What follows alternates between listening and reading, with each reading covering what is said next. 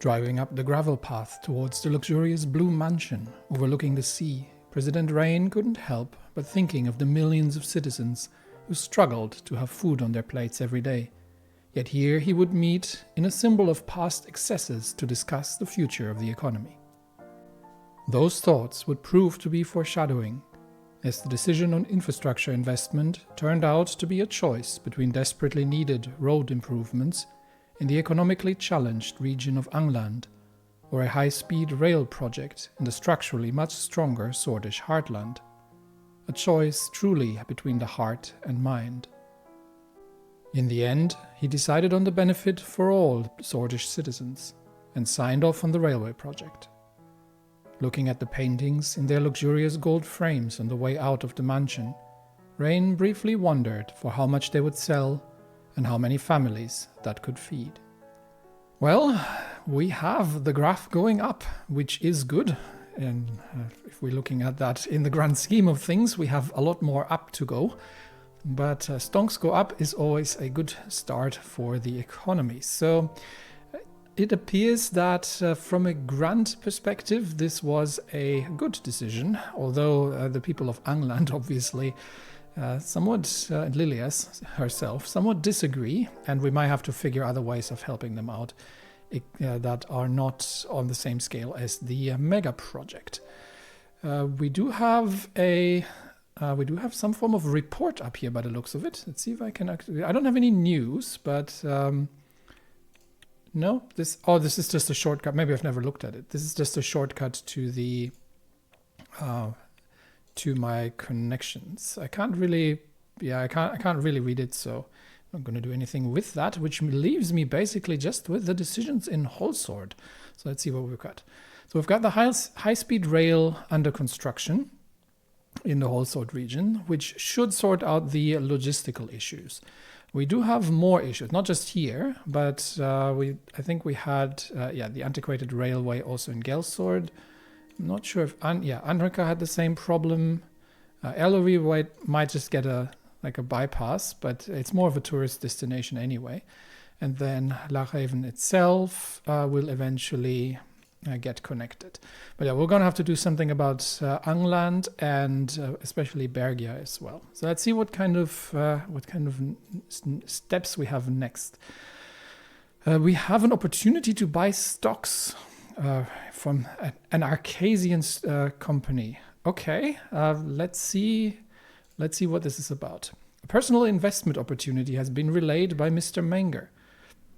Mr. Manger, Gus Manger, he is Minister of Agriculture and Rural Development. Sorry, it's been a while since I've been recording, so I do need to refresh my brain a little to figure out where I'm standing. He is, he was doing trade deals and all kinds of other things. Do I have anything about him in my notes? I'm going to have to check actually outside, because these notes are just the current route courses and the plan going forward. Okay, I just have the fact that he is a free market capitalist. So other than that, not much. So. What has he got to say? An experienced stockbroker in Ventry City in Arcasia is selling valuable shares of Armadin Industries, an up-and-coming electronics manufacturing company. We could invest or let the opportunity pass. So I have currently one personal wealth. I could buy 1,000 shares for that. Okay, Arcasia obviously... So not somebody who we necessarily want to have involvement in. So this would have two effects in the outcome. First of all, it would be against Anton Rayne's principles, because he doesn't believe in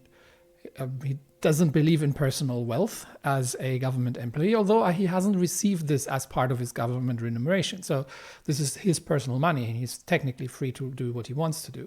I think the more important one is that it would look very bad for a communist president or a millennialist president that is looking to orient east to then underneath go on with some insight. This is an insider trade, right? So clearly, it doesn't say it clearly, but clearly he has, this is an opportunity that is not available to the open market at this point. So it seems that Gus here has some connections in Arcasia, obviously, as the center of world capitalism, and has an opportunity to present a deal. It doesn't say that I owe anybody for this. But obviously, it would be possible to file this under compromat, because you could then publish that, say, in a newspaper after I refuse certain gifts of wealth from a certain in a certain upcoming meeting. I'm just hypothesizing here, and to publish that kind of thing, because it somewhat runs well. First of all, it's not directly corrupt, obviously. But it is taking advantage of opportunities that his role as the president affords him that normal citizens wouldn't have. So no, we don't do that. The other thing is obviously that Arcasia itself then would have somewhat leverage, because if we are doing an eastwards alignment, it would allow them to do financial repression actions of sorts, and say that, oh, we are going to freeze the personal possessions of the president of Swordland, given that he is siding with the enemy, and use that as leverage against me. So, which would then mean that my personal wealth is also gone. So yeah, Anton Rayne is not here to make money. Anton Rayne is here to make his country a better place, and personal wealth does not necessarily play part in that. So no, we're not going to invest. Was that a mistake? Future will tell. Still no news, and not much has changed. So we shall see. What is this down here? Okay, these are just shortcuts. Was that always here? And I've just missed clicking on it, or has there been an update while I wasn't paying attention? I actually need to be careful that I don't get updates that are save breaking. All right, let's see what else. Oh, we have now the inaugural ball. And actually, that's something that I was talking to with Peter earlier when he wanted to start drinking on the job early in the morning, and I told him to hold off until the ball. Okay, not the favorite thing of President Rayne to go to these sort of things, but at the end, it is possibly an opportunity to make connections with relevant circles. So it is necessary. Let's go to the reception at the inaugural ball. I had just finished buttoning up my suit jacket when the doorbell rang. The presidential guard had arrived to pick us up for the inaugural ball. The ball was a 3-decade-old tradition, breathlessly anticipated by politicians, bureaucrats, and the press. All eyes were about to be on me. Yeah, unfortunately. I called on Monica to get the children ready. Looking in the mirror, I straightened my tie and took a deep breath. After tonight, there would be no turning back. Well, there is no turning back anyway, but it's sort of the first real public appearance after the press conference. Suddenly, Diana hugged me from behind, startling me a little. Monica had fixed her hair into an elaborate braid, woven through with ribbons. Oh, how old is she again? She's in elementary school, so she's going to be somewhere between 6, 7 to maybe 10 years old. Papa, Mama told me it's time to go. Yes. Oh, the little one. I'm ready. Where's your brother? I think Frank is still upstairs. How old is Frank? He is studying high school, so he's probably, it could be like 15, 16-ish. She shrugged. It was almost time to leave. The big ball was starting in less than an hour. Okay. Anton is a family man. He has, when his children were born, sacrificed much of his career in order to be there for his family. So he is definitely going with the first option here. Where is my first lady? Monica came down the stairs. She was wearing a simple yet elegant beige sheath dress and short heels. Her hair had been neatly pinned into a chignon. I have no idea what that is, but I might have to look it up for the next episode's intro, showing off the pearl earrings I'd given her on our 15th anniversary. All those years, she had stayed by my side. Now we were about to begin the most challenging chapter in our lives yet. How do you do, Mr. President? Okay, that's cute. But I think he's the kind of person who would just give her a hug.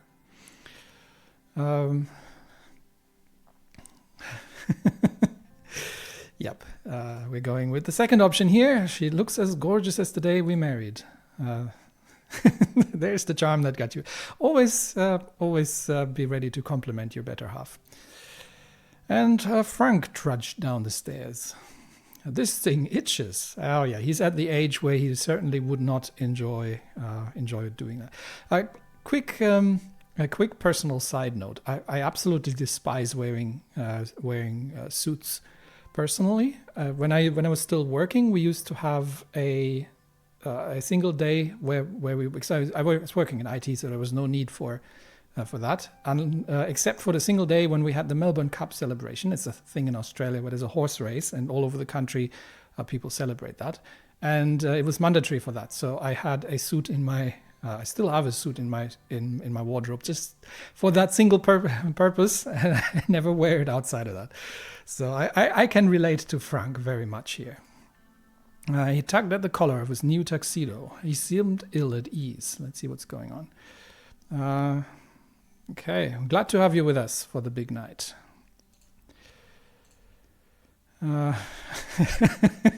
Sure, Dad, I'm just dying to go. He's definitely a teenager. Are these people going to be around us from now on? Yeah, to a degree. She pointed at the presidential guards at the door of the house. These people are our friends, Diana.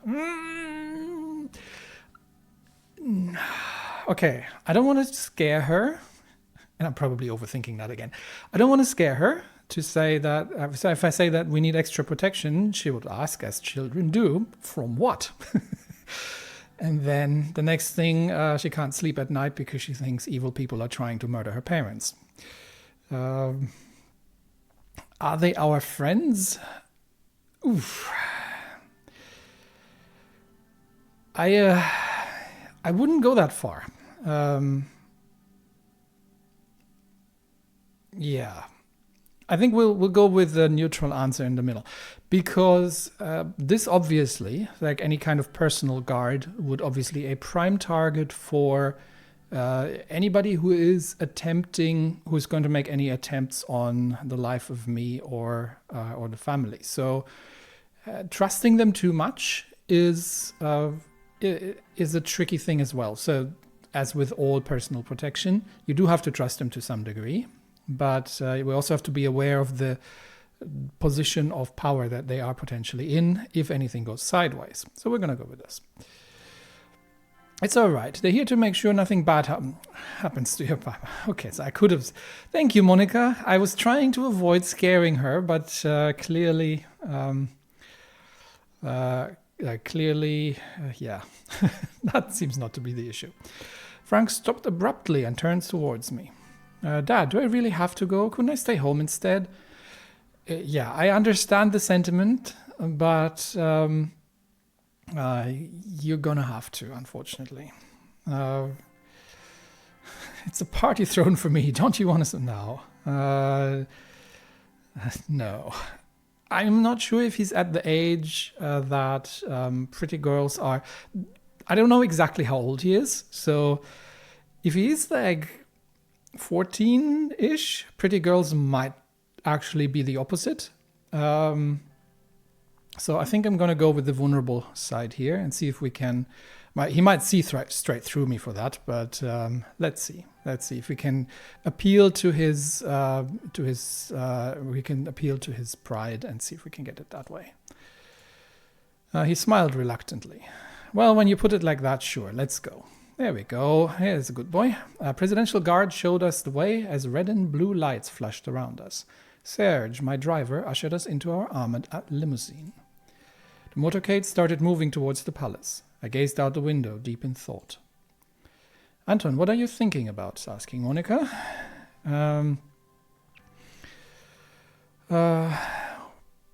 Nice car, isn't it? Yeah, nah, she knows me better than that. I'm wondering if I made the right choice. I don't question necessarily. I'm not sure which one this would be referring to. The presidency in general, or am I looking for reassurance from her that taking the presidency was the right choice? Or am I just going to be going for the nostalgia? Yeah, we're going with the nostalgia. We've come a long way together, haven't we? And there's still so much that we'll accomplish. Yeah, so she's on board with the ambition. That's good to know. So it's not that I've been dragging her along in order to reach that, and she would have preferred if I had taken a less demanding and a more stable job somewhere. So again, Anton Rayne, and his family is important for him. And he is putting them before his job, definitely. Although the presidency obviously does require a certain amount of sacrifice, personal as well. We'll see where we go. No matter what happens, the children and I will always be here for you. That is good to know. Yeah, that is good to know. Oh, she's going to help me fix everything. Good girl, Diana. Frank rolled his eyes. I know you will. That means a great deal to me. It does actually. So this is not just a phrase. It does mean a great deal to Anton that his family is actually supportive of what he's doing, because he will be questioned. So when we are going to change or go ahead with our plans and making radical changes, there will be many who are opposed to these. Not the least the entrenched opportunists and the rich people, rich and influential, who will not be too happy with what we're doing, which means that the children will obviously also be at a position where they will have to, hear that from their peers, potentially, and in the newspapers and things. After what seemed like a few minutes, the convoy slowed to a halt. Serge rolled down the limousine's soundproof partition. We're here, sir. Hope you enjoyed the drive. Thank you, Serge. Much appreciated. How are you doing, Serge? I'm just as good as I can be, but today is your day, sir. I'm glad you are in charge now. Well, that's good to know. Again, driver and bodyguard, really important person, really important to have a personal connection, because the personal connection that I have with him reduces any chance of him being influenced against me for any kind of potential thing. So besides just being friendly with the good man, it's also a good idea in general. My entire family voted for you. That's much appreciated. But even if they hadn't, I would still consider them the citizens of Swordland. I'm here with all of your support, or I won't let your family down. I'm here with all of your support. There we go. No reason to thank me, sir. You are the one who sparked a glimmer of hope in us all. We'll see how that all turns out, because reality tends to be a little harder than campaign promises. He opened the door for me, and the normally imposing palace was festooned with garish banners that nearly made it look cheerful. A line of shiny luxury sedans stretched around it. Politicians, bureaucrats, and celebrities, the creme de la creme of the Swordland elite, streamed inside the building. Again, the timing of these sort of things, especially when the economy isn't doing great. But that said, tradition can also work as a way of sort of uniting a country and reminding people of their own culture. So we'll roll with it. Serge wishes me good luck. I'll see you on the trip home.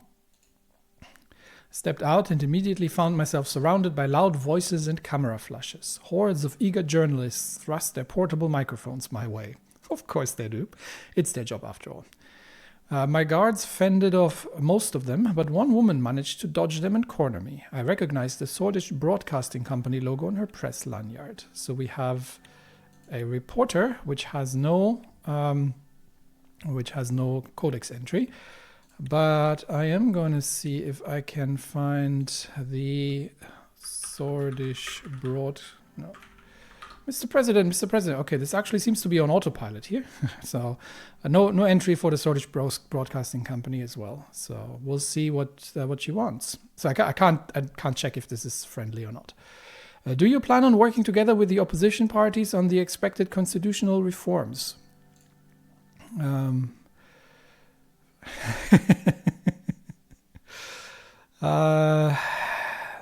Okay, so what? Obviously, talking to the press, you have to be very careful. My administration will bring real change. Constitutional reforms is important. The important part is that we maintain control of the narrative, that this is something that we drive and not something that the opposition is driving, because they had that on their. They basically led the faction in the government, in the assembly. And it's important that we're not letting them take the limelight for that. So the first option would be to say that, yes, it's my administration that's going to bring the change, which is sort of dodging the question. But at the same time, we also did say that we are going to work together with them, so we can't just completely sideline them. We can just dodge the question completely and say, not going to talk about policies. Right now it's a night for celebration. We can throw the ball in there.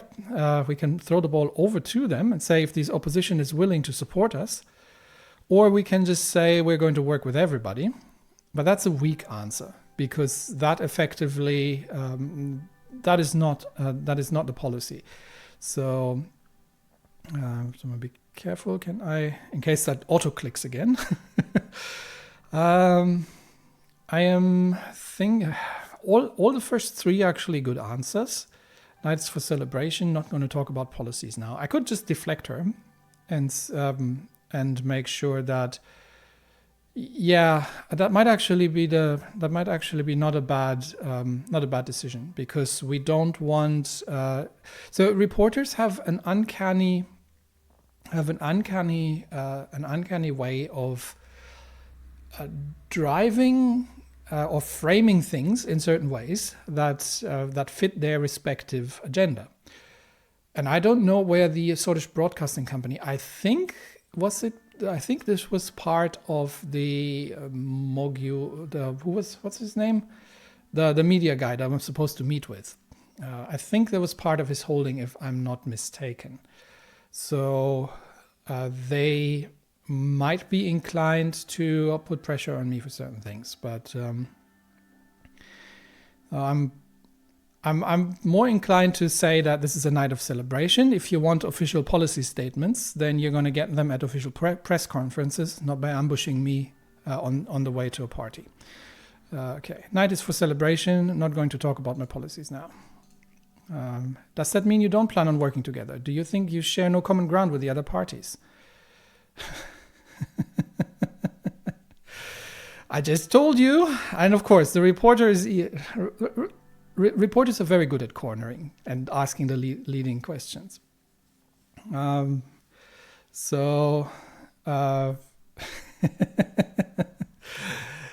will right now not make a comment on that, and we will do this on the official parts.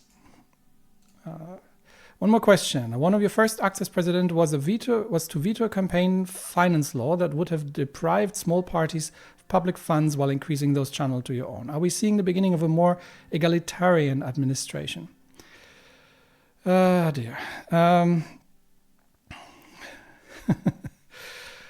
I can push her off, but that would starting to be a little rude. So she is I have to give her something because she has to report on something as well. So that is one that's less controversial. So that I think that's one that I'm going to be more more happy to answer. She does have to.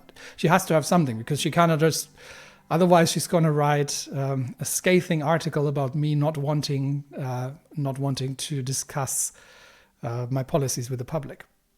The law, yes. So the law was about focusing. The law that we vetoed was about focusing campaign funding on the number of seats rather than on the votes in the election, or something of that direction. No political party deserves to be silenced. That's a dangerous statement. Whether the bill is proposed by my own party or not, I would use my veto on it if it goes against the interest of our democracy.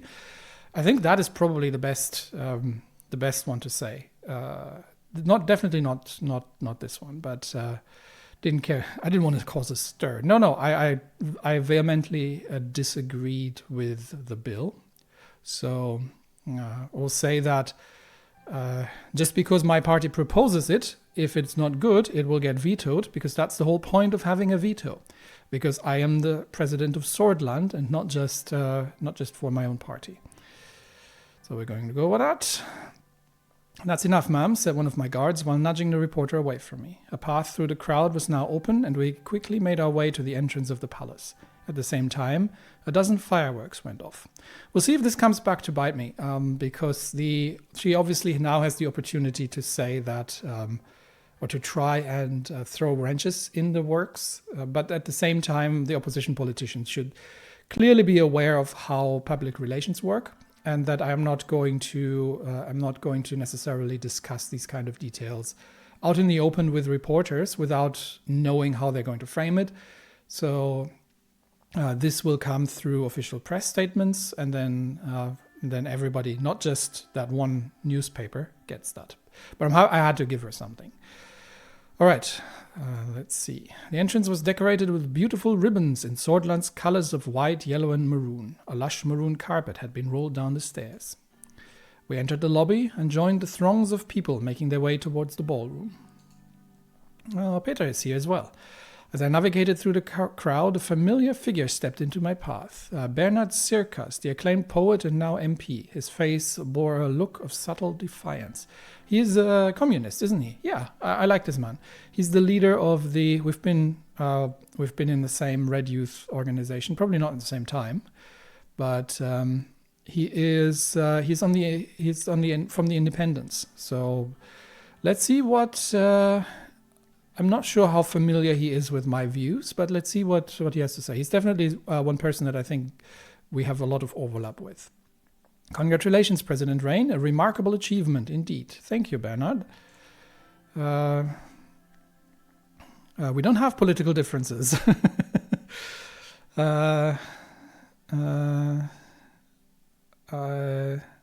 So we could say, no, we don't, not that one. "Remarkable achievement. The true test begins now. Appreciate your congratulations from one former Red Youth member to another. We both know our work has just begun." Yeah. We've both come a long way from our Red Youth days. No, not necessarily. Not going on the personal. I think I'm going to put between the lines that I'd be interested to work with him on in the direction that we're going. All right. "That's right, President Rayne. Once a Red Youth, always a Red Youth." I agree, comrade. "I can't help but wonder how the winds of change will blow in our Swordland now that you've taken the helm. Perhaps now is the time that our long-nurtured dream of revolution will finally become a reality." Okay, we may have a difference there. It depends on how you define revolution. So I'm not looking to run into another civil war. That is something we have to avoid at all costs, because that is going to ruin us economically, and that is going to be just way too costly. And also that would then result in massive resentment from the losing side of the civil war, in unrest, and potentially into territorial disintegration if enemies abroad are looking to take the opportunity. So my desire is to have, as long as we're talking about a peaceful revolution, not blood on the streets, then I'm willing to listen. Let's see. Let's hope it's a peaceful one. We need progress, not revolution. It's a night for unity. Let's celebrate that. So we can leave it open. Let's hope it's a peaceful one for the sake of both Swordland and its new president. I think he probably understands. I want him to understand where I'm standing. That I don't want another civil war or a reopening of the civil war, because that just doesn't get us anywhere. We do want to get to a democratic but communist. Democracy of sorts in terms of public participation, but with communist roots or millennialist roots in this case. Actually, more like, what was his name? Mercian roots. I agree more on that side, less on the millennialist, but we'll see. So, a night of unity for Swordland. Let's celebrate that. No, I hope it's a peaceful one. And both for that. You mustn't forget, to ride towards the sun is to invite flame, yet only through fiery peril can true glory be found. The light of it binds us all. Okay, so I know that I've read that he is a poet, and he is somebody who is obviously on the communist side. So he's on the hardline communist. Workers unite and dictatorship of the proletariat side of things. Very interesting, by the way, that the dictatorship of the proletariat wasn't actually meant as a form of government initially, but in a very different sense, and it was just be reframed like that later and under in certain instances. So to ride towards the sun is to invite flame, yet only through fiery peril can true glory be found. So he's effectively saying we want change, but it's not going to be easy because there will be resistance. But only by overcoming that resistance can we make the country into a better place. And that is something that we just can't escape. So it's an inescapable truth in his mind that there will be potentially violent resistance against the changes that we're making. So it's good to see where he's standing. That is the weight of your new role. I've taken up enough of your time. This is your night after all. Family, friends, and country await.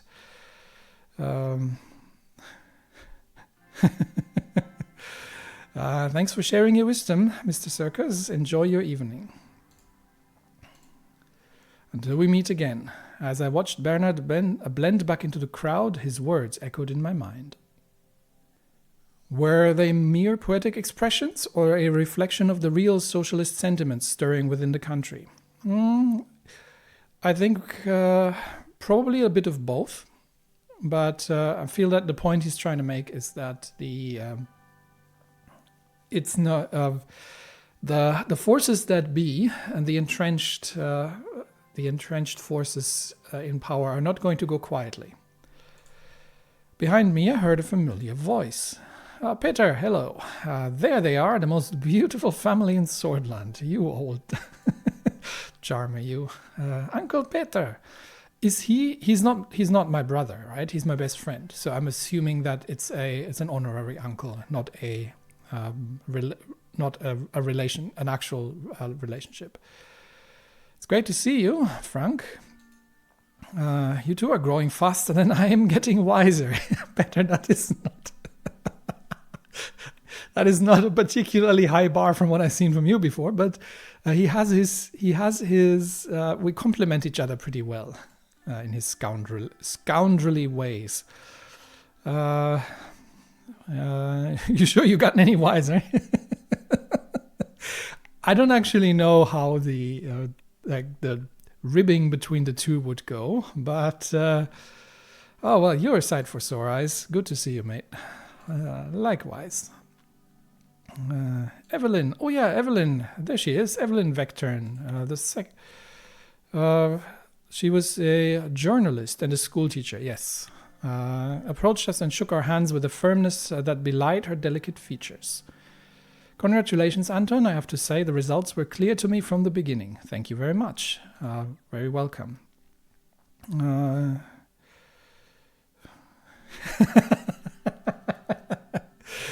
I appreciate it, Evelyn. It means a lot. Pleasure is hers. I think it's time to celebrate this victory. Yeah, you've been looking forward to drinks all day, haven't you?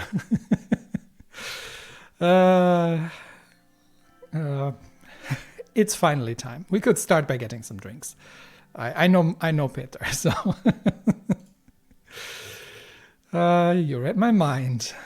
He grinned and beckoned a roving waiter. The four of us each took a glass of champagne. We'll keep it under control, shall we? Evelyn has a chat with Monica. You've barely said a word. I'm more than relieved to have this roller coaster ride over with, but of course now the real work begins. Yes, she is, as we have established on the way here, behind me on that. Managing the help, planning. Okay. Managing the help, planning parties, daily trips to the salon to look your best for foreign dignitaries. Don't be so old-fashioned, Evelyn. I plan to use my power as First Lady to advance the position of women throughout Swordland. She was involved with the women's rights and the human rights organization in general when we were both still in university. Equal rights for our sex are long overdue, wouldn't you say, Anton? Absolutely.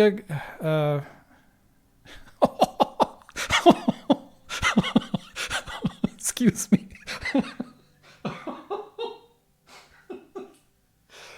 Wow.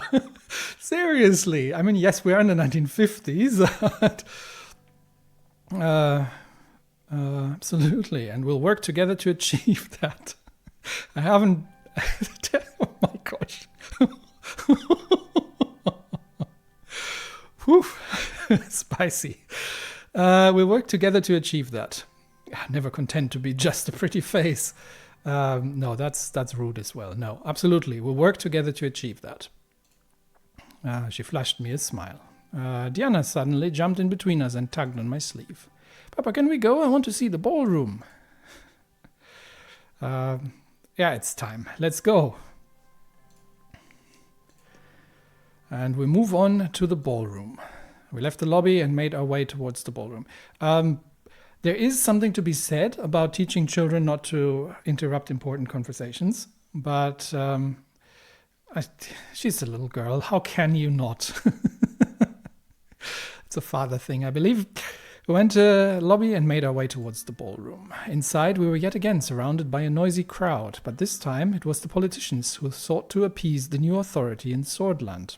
To nobody's great surprise. I spent the next few hours shaking hands, joining various conversations, some serious, some superficial, and making speeches. We finally settled down at our dinner table with the Vecturns as the band started playing some slow jazz tunes. I feel vindicated for my intro section. I have actually quick tangent. When I was researching the art style that I wanted to go with, I did have a look at what the sort of underground music would have been in the 50s in the Warsaw Pact. And I think especially Poland stood out with a relatively vivid jazz culture there. And that's how I ended up running with more jazzy tunes for the intro sections, because obviously we're not in a communist dictatorship of sorts at this point, and hopefully never. Oof, that was tiring, says Peter. We have to get used to it. It's just something. No, we're not getting stupidly drunk. We do have to maintain decorum here. Well, suddenly a loud banging noise echoed from outside the ballroom. Then another and another. Oh dear. Was that conversation with Bernard a portent of things to come? What's going on outside? Or was that the fireworks? Musicians stopped playing. Everyone in the room was looking around in confusion. Nope, that wasn't planned. Peter and I turned towards each other, realization dawning on both of our faces. Fireworks? Gunshots. Yeah, not fireworks. Okay, so things are coming to a head rather quickly by the sound of it. As soon as Monica heard the word, she lunged from her seat. Okay, keep the children safe. Do not panic. And we need to ensure, well, where we're standing. There's only so much we can do. We'll shield Monica and the kids. I threw myself on Monica, Diana, and Frank to shield them. What's happening? Yeah, unfortunately, something not good is happening. We never should have come. Okay, yeah.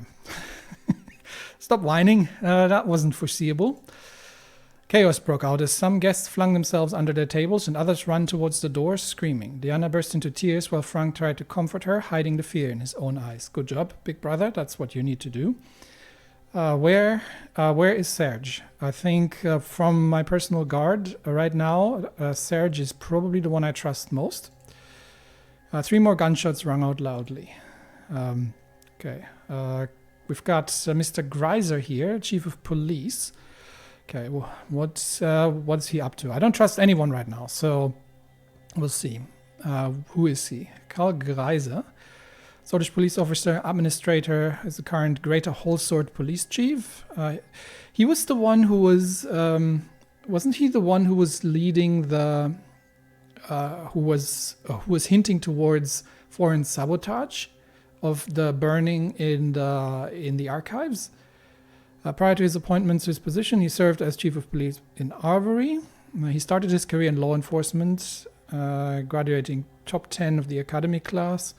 Then he was appointed deputy commissioner of operations, improved the department's strategies and tactics for reducing crime and solving concerns of the diverse communities, transferred to the capital and briefly served as inspector and chief of detectives before his appointment as police chief.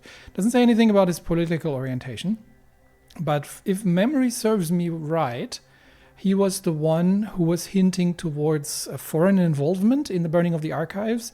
So I am not particularly trusting him at this point. We'll see. He was running towards us with 3 more police officers in decorated uniforms. They all had their guns drawn. Yeah, I'm not particularly... Where is Serge? Don't necessarily trust this depending on what's going on out there. As soon as he made it to us and saw that we were unharmed, he let out a big sigh of relief. Okay, good. That's good news. Thank God.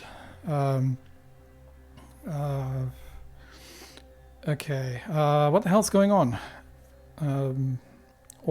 Yeah, we're fine. Go and do your duty.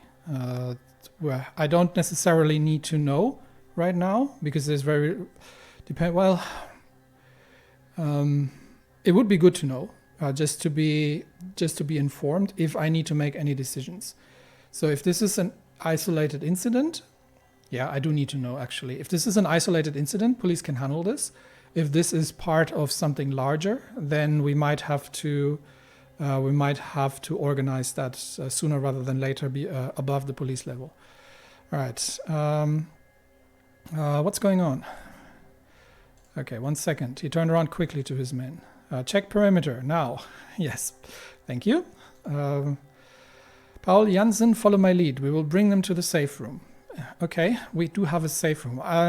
I would still prefer to have Serge around. I trust him more than Greiser at this point. He turned to Monica, Evelyn, and the children and spoke in a softer voice. Do not worry, situation's under control. Please follow me. And he hasn't answered my question.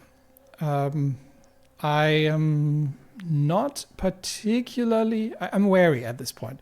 He hasn't answered my question. And he is prioritizing to bring us to a safe room, which could also be an opportunity to get us out of the way of the public eye. Do I get a choice in this? We'll see. We promptly followed Karl through the winding halls and corridors of the palace. His men still had their guns drawn, which did nothing to ease the tension. On the way, Peter made an attempt to break the silence. What an effing night. Yeah, I don't think the night's over quite yet, my friend. And I think this might go... yeah, it's not over yet. No, it isn't. There's still... he turned to us with a serious face as we were about to round a corner. Oh dear. Quiet, please. Sorry, I talk when I get nervous. Okay, so this isn't just a random attack. This is a coordinated attack. So otherwise the police would have that under control by now, potentially. So they're assuming that the ball has been infiltrated, or they're trying to usher us away from the public eye in order to deal with us promptly. But since given that I don't have a choice about the matter, better shut up. Carl flipped the switch on the wall and a panel opened, revealing a hidden staircase leading to a large reinforced door. Inside, a set of emergency lights flickered on. The safe room was comfortable and spacious, with expensive-looking leather sofas. Small security monitors on the wall displayed grainy footage of each room in the palace. There was a boardroom and a pantry containing enough provisions to last us months. Monica and Evelyn sat the children down and started wiping their tears. Okay, you take care of the kids, but I believe now comes the point where we'll find out the truth of the matter. We'll see. He stepped away from us and made a few radio calls. Then, when he was done, he returned to me and Peter. Do I have clowns for a security force? Okay, what's the status? Give me the details. And I would definitely prefer to know where Serge is at this point, but we will see what's coming. What's the status? Radio suddenly crackled to life. Every second felt like an eternity as he pressed his ear to the receiver. When it fell silent, he turned to us. Good news, we are not in any danger at the moment. The situation has been dealt with and the perimeter has been secured by the guards and the police. Okay. So this was more, we were in an unclear situation and we were being brought to the room rather than we suspected that somebody might have gone through. But we're apparently all clear. Okay. He glanced towards Monica, Evelyn and the kids. If I may, sir. Yes, you may. He gestured towards a more private corner of the room and started speaking more quietly. Okay, let's see what's going on. This is what we know so far. We have confirmed that 2 people were gunned down in front of the palace. The attacker is one of them, and we have reasons to believe he was working alone. Okay. He fired 3 shots at an MP, 1 to the head, 2 at the body, instantly killing him. Okay, so targeted assassination at one of the MPs. And the attacker has been shot, which is convenient, usually, that we cannot question him afterwards. Presidential guards at the palace immediately shot and killed the attacker. He has not been identified yet and will require an investigation. Definitely, it would have been preferable if they had managed to take him alive. But at the same time, presidential guards have one job and one job only, and that is to guard the president, not to help with investigation. All right. MP that was killed was identified as Bernard Circus. Oh, good grief. Bernard. He knew that it was coming. So the poem he told me indeed was a warning that he knew something was coming, and that potentially that his life was in danger. I guess maybe he had an inkling that this was going to happen. That is an absolute shame, because he was one that I was really looking forward to working with, and yikes. Okay, so we do have let's draw our conclusions. What do we know? We know that we have so he says he has reasons to believe he was working alone. I'm sorry, but no, you don't. Definitely not, because very clearly this. So there is a high chance that this was a political assassination, and in that case, it is possible that he was working alone, unless he had a personal connection to Bernard and didn't like him for that. Could have been a lone gunman. But at this point, you have no way to know this. So the fact that you're already making that statement does not particularly fill me with confidence. All right, let's see. But it also means, so let's assume the case that, or the possibility that it wasn't a lone gunman. but that it was an organized political assassination. That means that there is an anti-communist force active that is not afraid of direct violence and assassination. Which means we're going to have some crackdowns to do, because that is a direct threat against myself as well.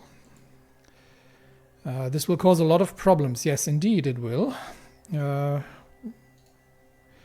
lot of problems. He pulled out 2 cigarettes and handed me one. Then he turned to Evelyn. I could hear him trying to reassure her that everything was going to be all right. Monica was still trying to tend to Diana and Frank, as Frank paced the room, mumbling that he should have stayed home.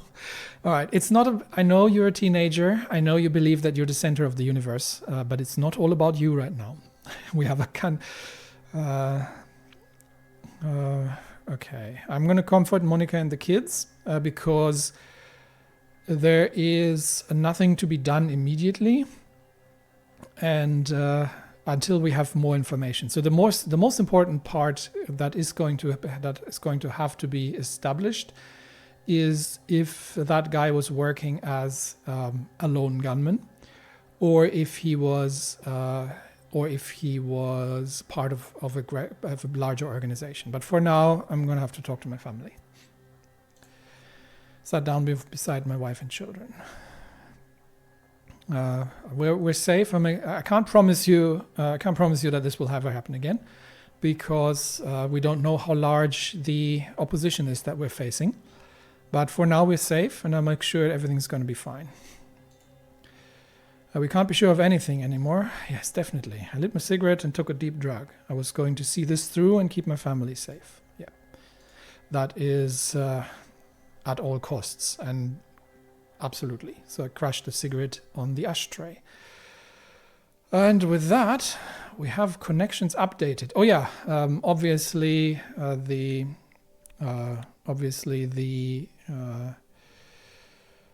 who is the new leader of the independents? Mansoon Leke. Okay, this is something we can start looking at in the next episode together with the news. But that definitely has been a shock. So one thing I'm going to have to look up in between episodes from the old newspapers is if... actually, I can just do that, so I don't have to speculate. Let's have a quick look in the old newspapers. All right, here's the report from the archives. So that was on the university fire investigation. And yes, I remember that correctly. So the police chief has voiced concern about suspected sabotage by a foreign nation and has invited the Swedish Intelligence Directorate. But it didn't make sense. The motive was just completely missing for that. So I am somewhat suspicious of our police chief. If the most gracious, he jumps to conclusions, which is given that he was leading basically the inspectors, is surprising. He should, as a good inspector, keep all possible options open until we have evidence of the contrary. So it could be that he had evidence about the fire that led him to that conclusion, and it just never was mentioned. But that statement rubbed me the wrong way, that he said that they were sure that he was alone. Maybe he was referring to there's no other gunman in the area right now, and not he acted on his own devices. But I'm going to keep an eye on that and make sure that we get that properly investigated. So I am suspecting that it could be just a lone gunman. It could be we had some nationalist violence, I believe it was in England, if I'm not mistaken. So there were reports of nationalist violence who were beating someone up. So it's entirely possible that radical nationalists decided to, who had not forgotten about the Civil War, decided to take out the communist MP. But what he said to me also kind of gave me the impression that he had at least a feeling that something like that would happen, or that there would be violence and blood in the streets and that we couldn't avoid it. So I'm very curious where this is going. In the next episode, we'll have to see what the news is saying about it. And obviously, I think the focus like a large focus should be on a comprehensive investigation. And we'll need to know if there is someone behind the assassin. We need to know who. And we need to root that out, because that is a potential threat, not just on not just on myself, but on my family as well, and on the government in general, given the direction we're taking. Plus, obviously, murder can never be left alone, but political violence is still on another level, just because of the follow-on effects that can have.